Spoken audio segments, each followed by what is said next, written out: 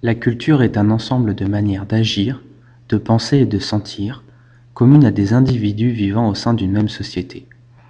Ainsi, les cultures africaines et occidentales s'opposent dans de nombreux domaines: normes, valeurs, modes de vie.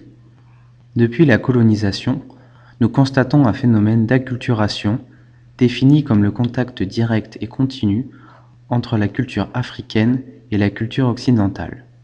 Ce processus, exprimé par un mélange des traits culturels appelé syncrétisme, croît de plus en plus, tout en étant freiné par des barrières historiques et sociologiques. Cela provoque une résistance de la part des deux civilisations, permettant de soulever la question suivante: dans quelle mesure les cultures africaines et occidentales s'influencent-elles réciproquement?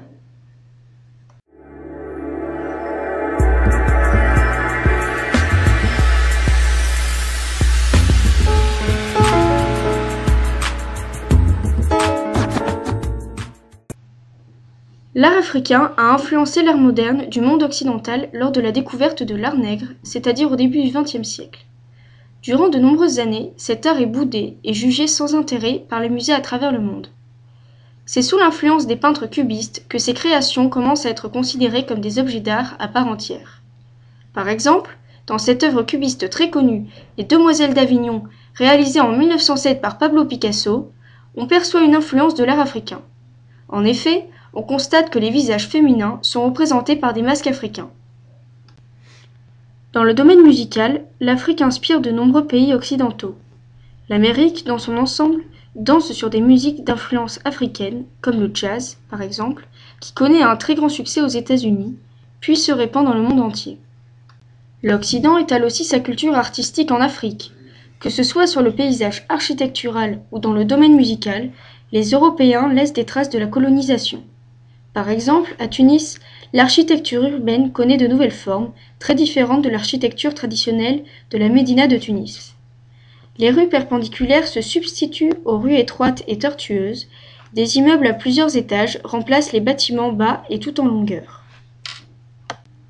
L'Europe exerce également une grande influence musicale sur l'Afrique, notamment sur l'utilisation d'instruments de musique occidentaux, comme le violon ou le piano, et inspire les Africains par leur système de notation de la musique sur partition.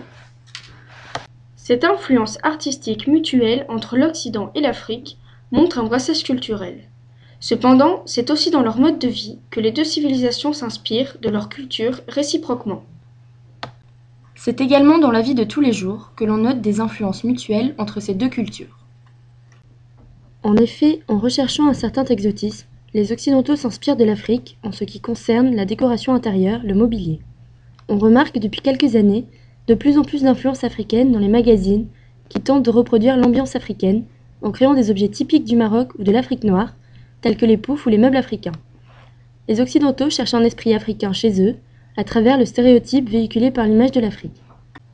De même pour le domaine gastronomique, des restaurants marocains installés dans de nombreux pays occidentaux attirent ces personnes en quête d'exotisme. Certains plats, comme le couscous, qui est typiquement marocain, sont très répandus en Occident.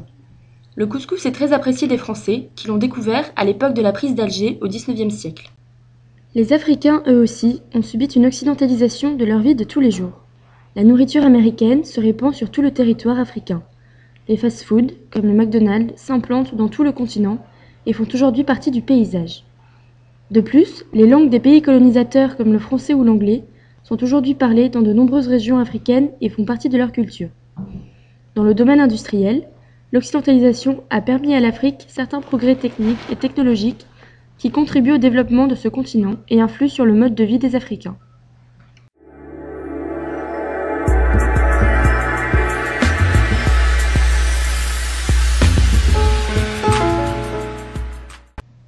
Ce sont Léopold Sédar Senghor et Aimé Césaire, savants auteurs du XXe siècle, qui inventent le concept de négritude, c'est-à-dire la fierté d'appartenir à la race noire et de reconnaître les critères de valeur de la culture noire. C'est en partie grâce à eux que l'Afrique occupe aujourd'hui une place importante dans le monde, culturellement parlant. Ce concept rehausse l'estime que les Africains ont d'eux-mêmes, qui se pensaient inférieurs, tant les Européens les avaient forcés à croire que ce rapport dominant-dominé était normal et naturel. L'Afrique, qui s'était repliée sur elle-même, assume désormais sa riche culture et cherchent à la conserver. De plus, l'Afrique rassemble encore de nombreuses civilisations qui luttent pour conserver leur identité. Par exemple, le peuple Maasai vit dans les plaines d'Afrique, notamment au Kenya et en Tanzanie. Leur principale richesse sont leur liberté et leurs troupeaux. Seulement, aujourd'hui, les Maasai ont de plus en plus de mal à sauvegarder leurs coutumes et leur mode de vie, comme beaucoup de civilisations dites primitives qui refusent cette civilisation. On note également que, comme la plupart des ethnies minoritaires du monde, les Touaregs veulent d'abord une large autonomie politique et sociale qui leur permettrait de gérer leur quotidien dans le respect absolu de leur identité culturelle. Leur langage et leur culture seront enseignés comme celles des autres peuples.